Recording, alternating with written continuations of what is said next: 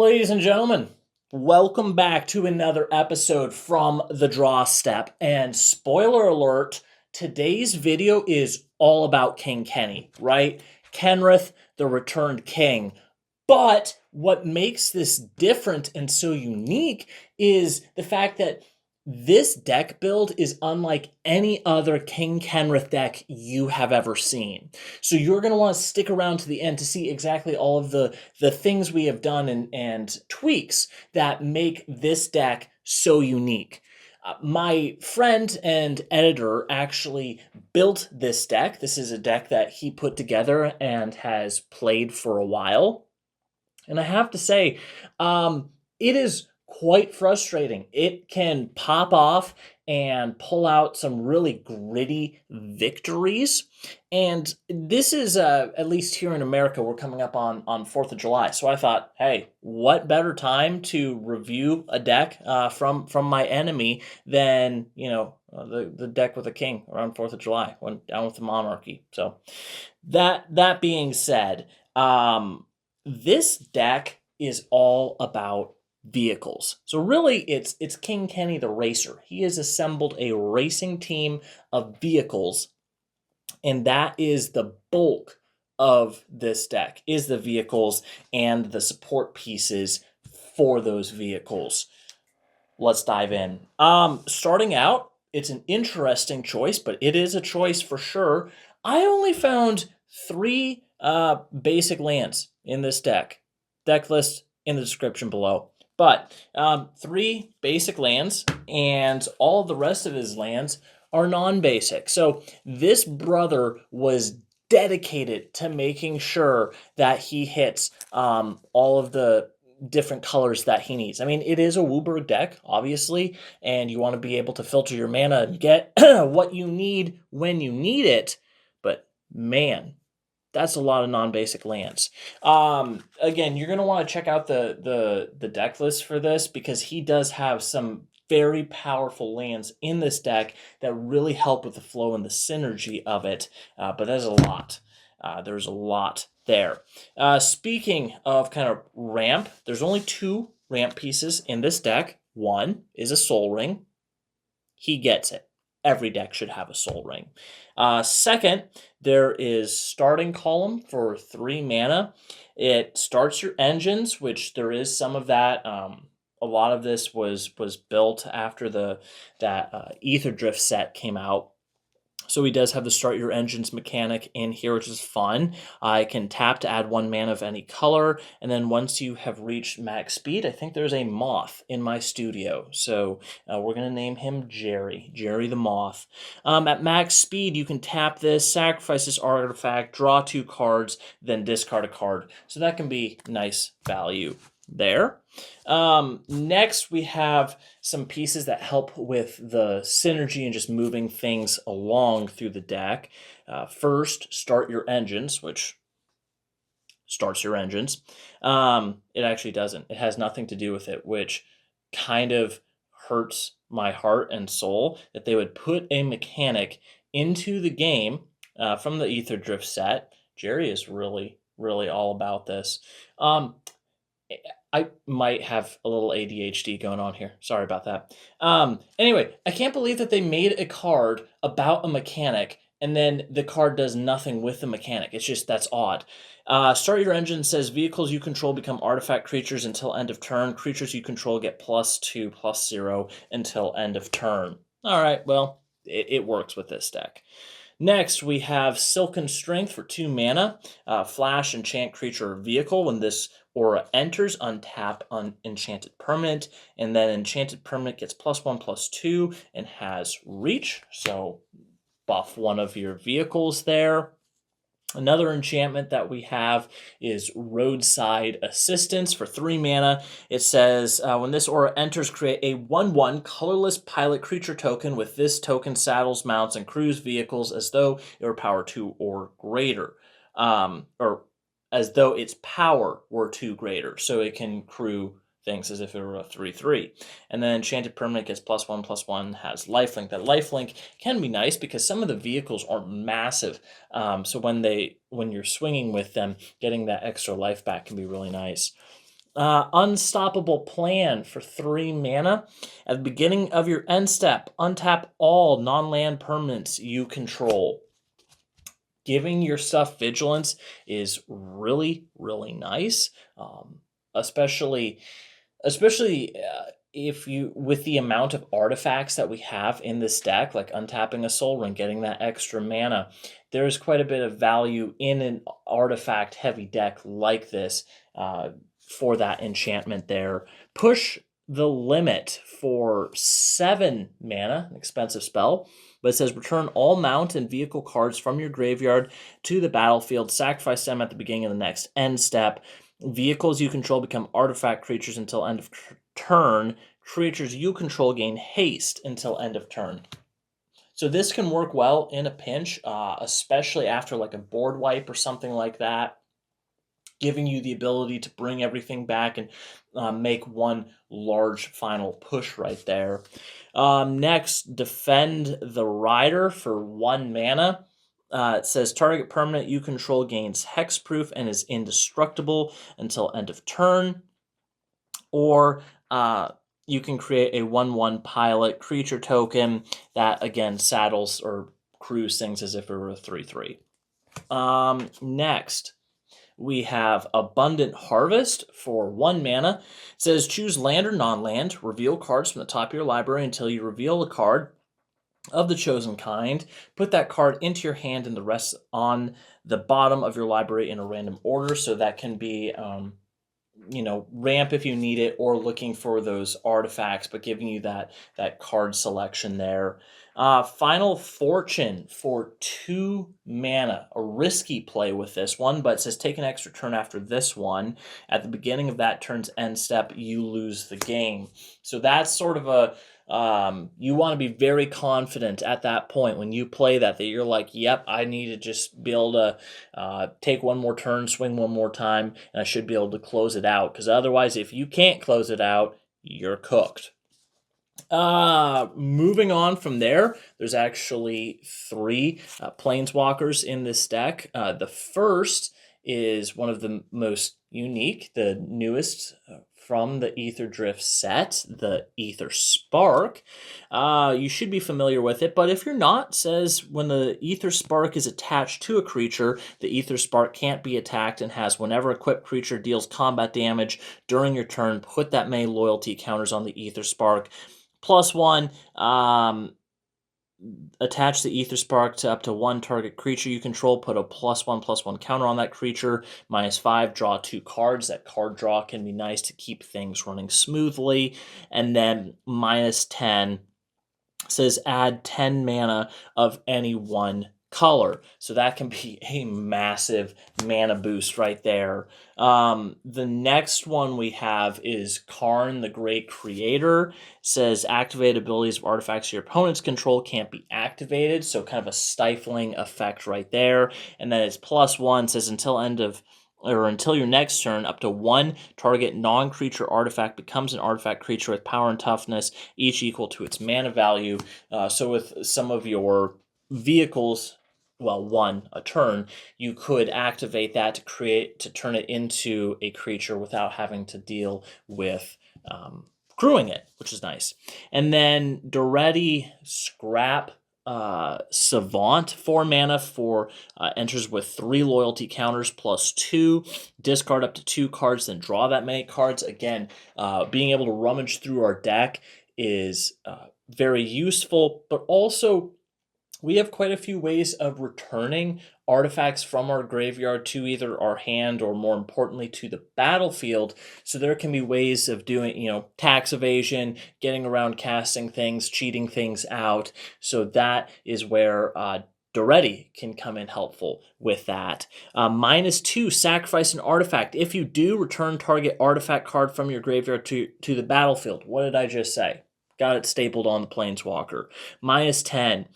You get an emblem with whenever an artifact is put into your graveyard from the battlefield, return that card to the battlefield at the beginning of the next end step. If you can get that emblem in this deck, it is going to be almost impossible for your opponents to stop you.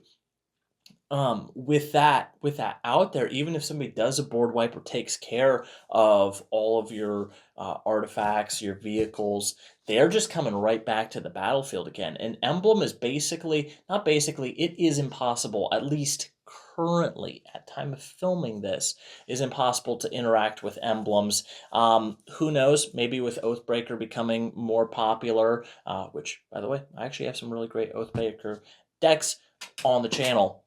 There goes my background. Things are falling apart around me. But as it stands right now, there are no ways to interact with emblems. So if you get that emblem, it's almost GG's for your opponents because they're not going to be able to get rid of your stuff. From there, we have our support for our artifact vehicles. The first is from the new Final Fantasy set, Balthier and Fran. I actually just made a video. It's going to be linked up here on screen. And I was talking about how this could make a super strong artifact commander in and of itself, but I think that this is a really solid include in the 99 of a vehicle deck as well too, because it is a 4/3 for 3 mana, and it says vehicles you control get +1/+1 and have vigilance and reach, so allowing you to stay aggro, in fact be more aggressive really with your larger vehicles, and still be able to hang back to defend you as well. And then whenever a vehicle crewed by Balthier and Fran this turn attacks, if it's the first combat phase of the turn, you may pay 1 red and green. If you do after this phase, there is an additional combat phase. Bonkers. Bonkers. Normally, if you're looking for like an aggravated assault or, an extra turn or an extra combat spell, you're paying at least 5 mana for it. So being able to do it for 3 just because you're using a vehicle, bananas. That's nice value right there.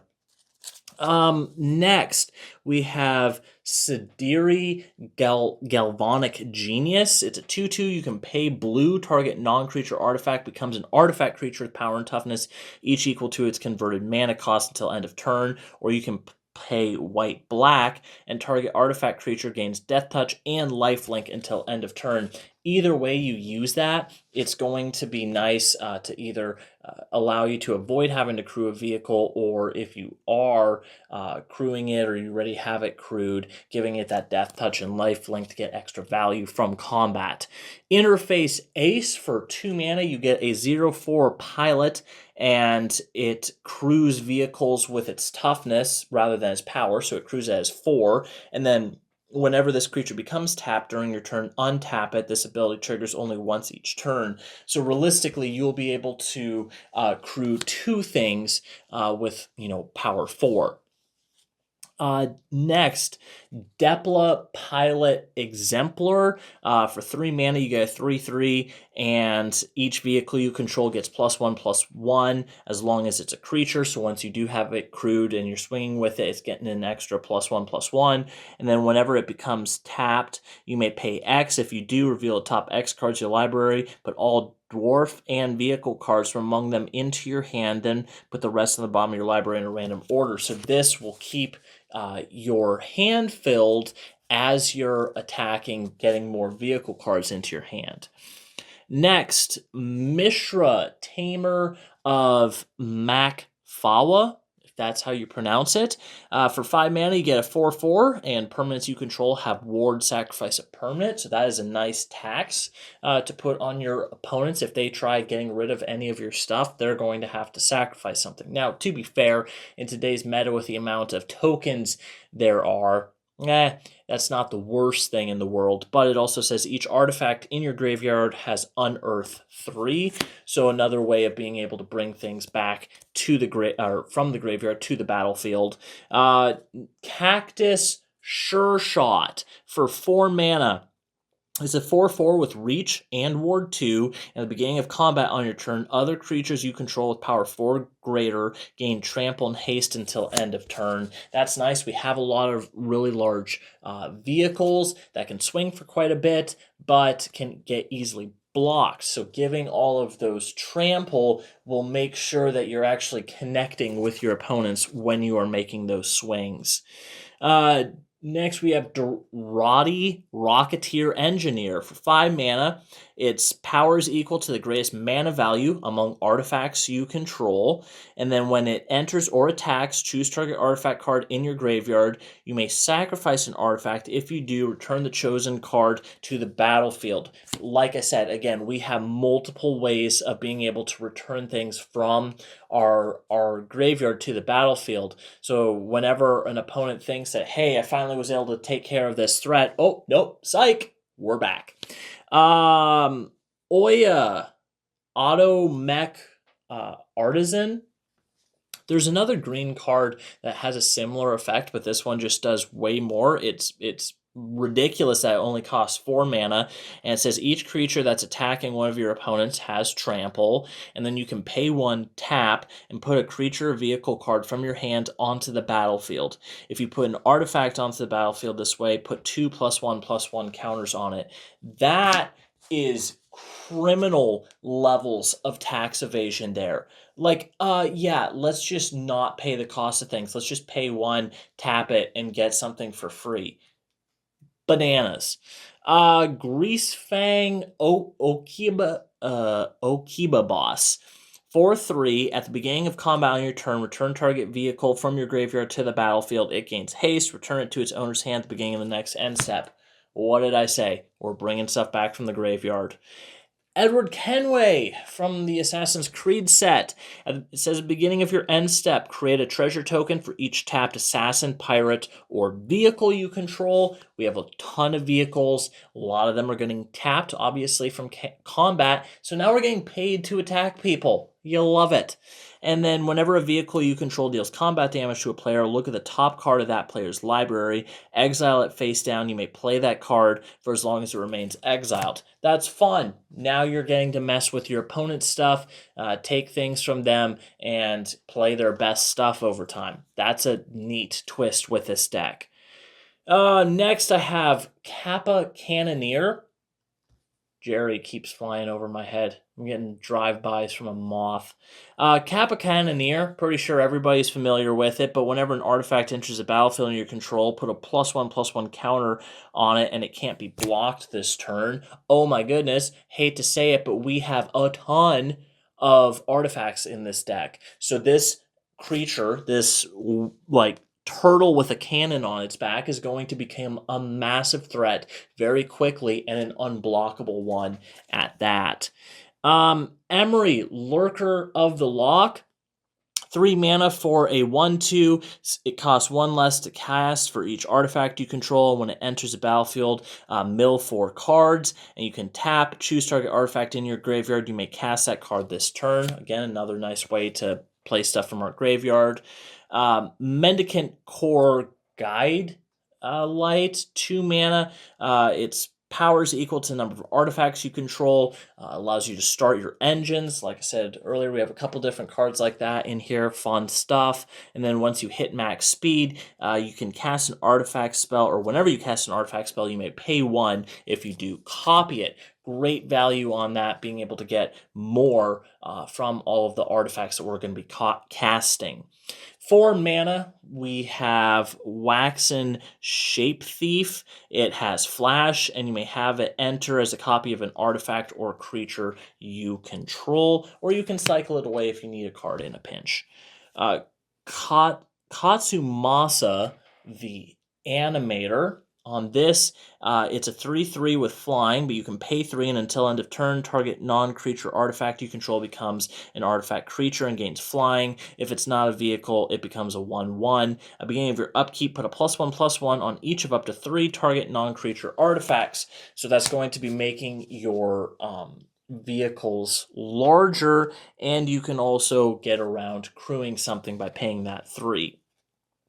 Miriam Herd Whisperer for 2 mana. As long as it's your turn, your vehicles have hexproof, keep them safer, and whenever a vehicle you control attacks, put a +1/+1 counter on it, make them bigger.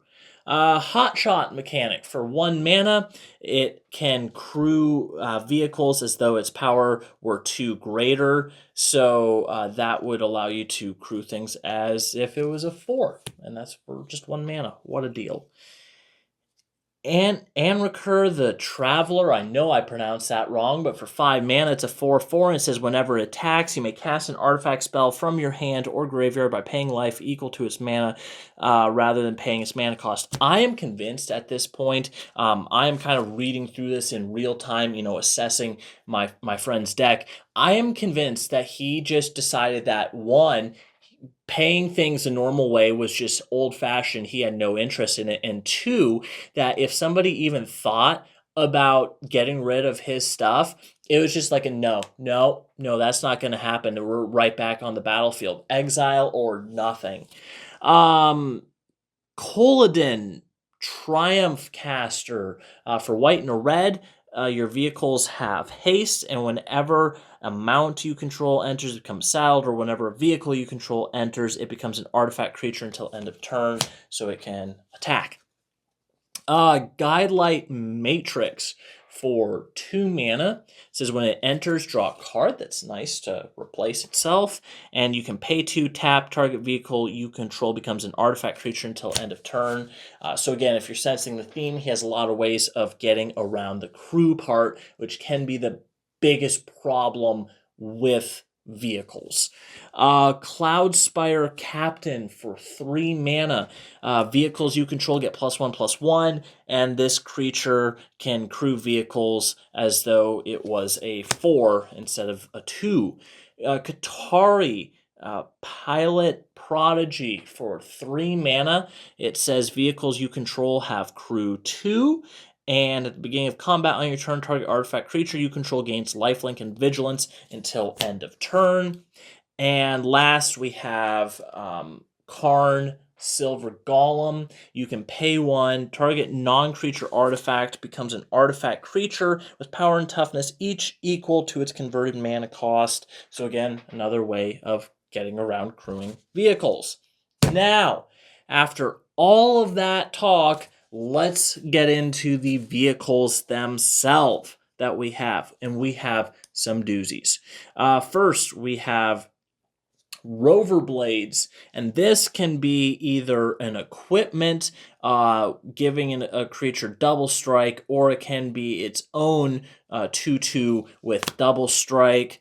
Haunted Hellride for 3 mana, crew 1, it's a 3/3, and whenever you attack, target creature you control gets +1/+0 and gains Death Touch until end of turn, and you can untap it. For 3 mana, we have Lifecraft Engine. As this vehicle enters, choose a creature type. Vehicle creatures you control are the chosen creature type in addition to their other types. Each creature you control of the chosen type other than vehicle gets +1/+1. So kind of an anthem effect on a vehicle. Demonic Junker for 7 mana. It has affinity for artifacts, so obviously with all of the artifacts in your deck, you could get this out for as low as 1 black mana for a 4/3. And it says when it enters, for each player, destroy up to 1 target creature that player controls. And if a creature you controlled was destroyed this way, put 2 +1/+1 counters on this vehicle. You're not necessarily going to be upset about getting rid of one of your own things just to make this stronger. Because again, you have 1,000,000,001 ways to bring stuff right back to the battlefield again. But on top of that, you are getting to destroy some of your opponent's best stuff, all again for potentially as low as 1 mana. Cultivator's Caravan for 3 mana. This is really a mana dork. You can tap for 1 mana of any color, but it can also be a 5/5. I have Lumbering Worldwagon for 3 mana. That was a mouthful of a name, and this vehicle's power is equal to the number of lands you control. Whenever this vehicle enters or attacks, you may search your library for a basic land card, put it on its battlefield tapped, then shuffle. That's great, giving you that ramp and also making it progressively stronger as well too. Eska's Chariot.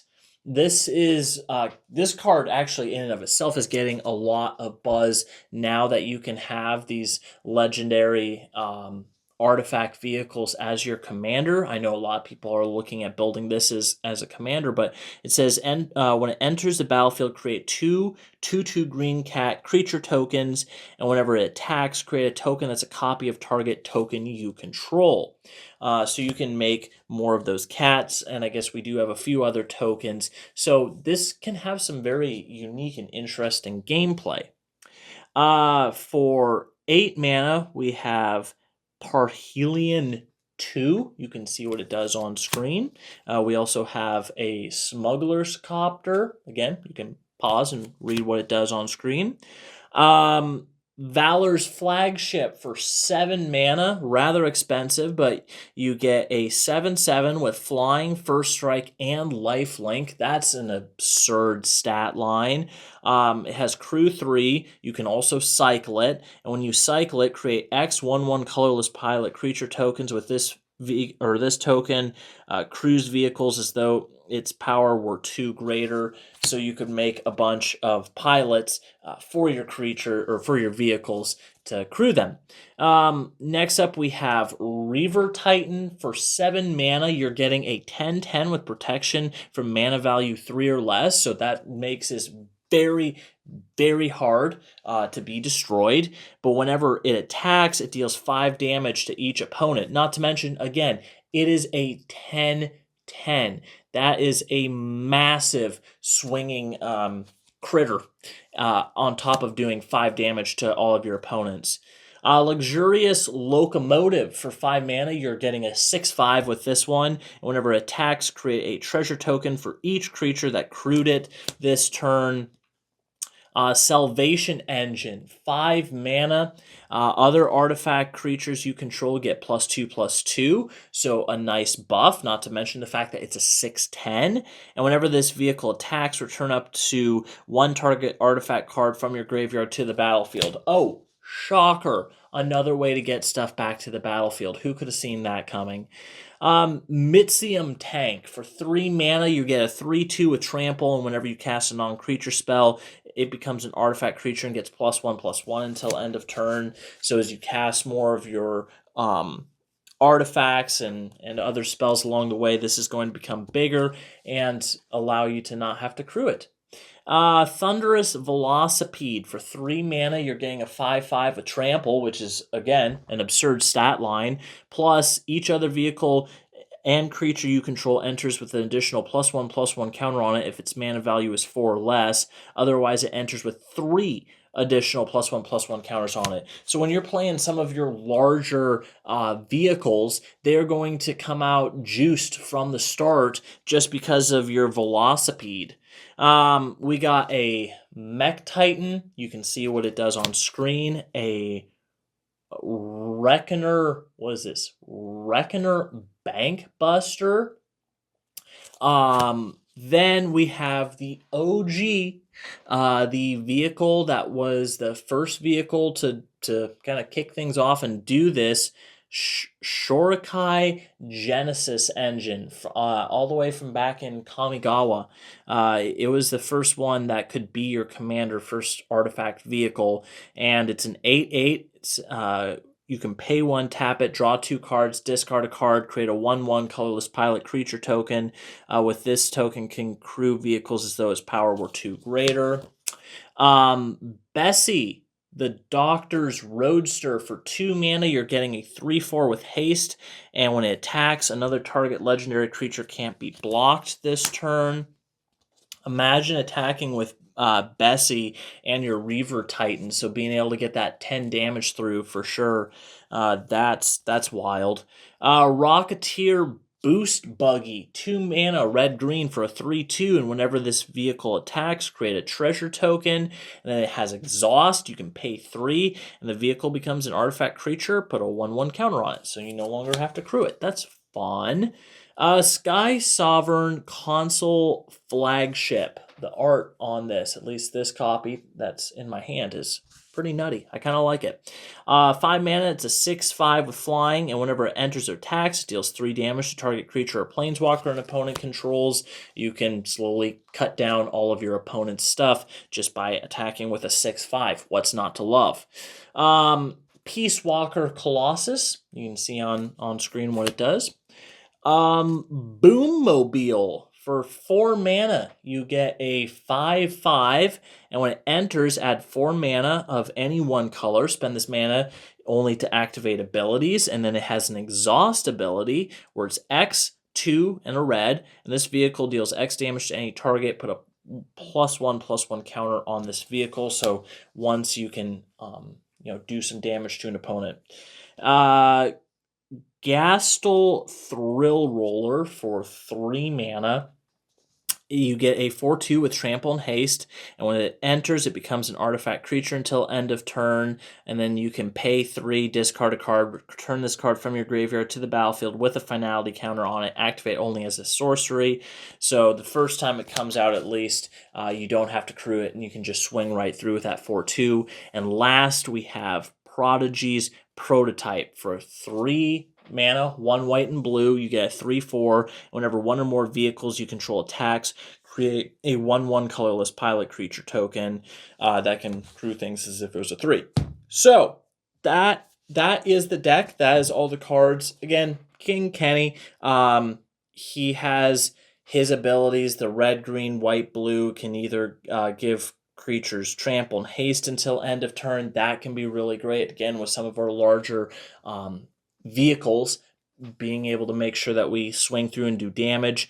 You can put a 1/1 counter on a creature. You can gain life. You can draw cards, or you can put a creature card from your graveyard onto the battlefield under its owner's control, which again goes along with what we're doing quite a bit of.